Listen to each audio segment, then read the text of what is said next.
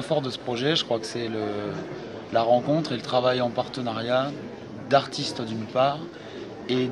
d'acteurs politiques d'autre part, qui ont eux une volonté de travail et de réflexion sur le thème de l'accueil des nouvelles populations, de la dynamisation d'un territoire, et un collectif d'artistes qui lui a envie plutôt d'amener une recherche créative.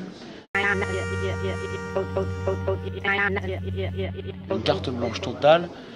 donnée à l'hypothétique, à la rencontre,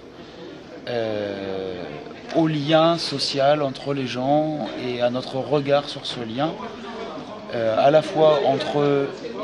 les autochtones et nous qui arrivions sur ce territoire, et aussi le regard des natifs sur les néo-ruraux sur les natifs. Et nous, voilà, on a eu la possibilité un petit peu de jongler avec toutes ces visions-là. Et on a mis en place un événement, une forme événementielle en tout cas, sur la base de recueil de témoignages et de concertation avec la population, de travail avec des associations qui, elles, actent sur le terrain tous les jours.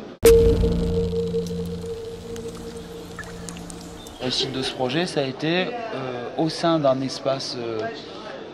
expérimental, en fait, un espace à la fois plastique, théâtral, musical,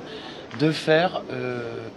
communiquer les gens qu'on avait croisés sur le projet, des gens qui étaient de simples touristes, des gens qui étaient des élus, des techniciens du parc naturel régional, le centre culturel du Bief, enfin voilà, tous ces acteurs-là se croisaient et dans une réflexion commune, et aussi dans un plaisir contemplatif finalement d'une situation à un instant donné. Et ça, je pense que ça a suscité le débat. Je pense qu'il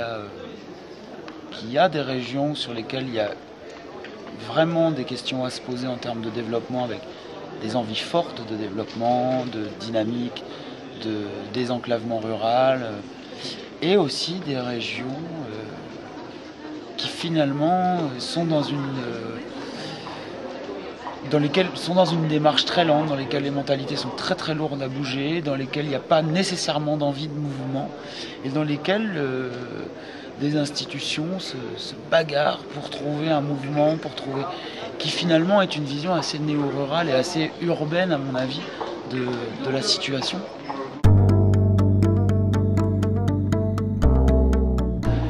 Enfin, est-ce qu'il faut vraiment s'acharner forcément sur un développement de la campagne et tout ça, alors que nous, on a rencontré des gens qui étaient dans des villages perdus et qui étaient très contents d'être perdus et à qui ça posait aucun problème. J'ai même une anecdote de Gisèle dans le livre de la Forest qui nous a dit « Mais tout le monde nous parle d'isolement, mais on n'est pas isolé. » En 1930-40, quand le chasse-neige passait pas, qu'il y avait 1,20 m de neige, là on était isolés. Maintenant, ils ont tous la voiture. Pour beaucoup de gens, l'isolement au milieu rural, c'est une foutaise d'urbain, en fait. Parce que pour eux, au contraire, les réseaux se sont vachement développés. Et je trouve que derrière ça, il y a une réflexion qui est intéressante aussi.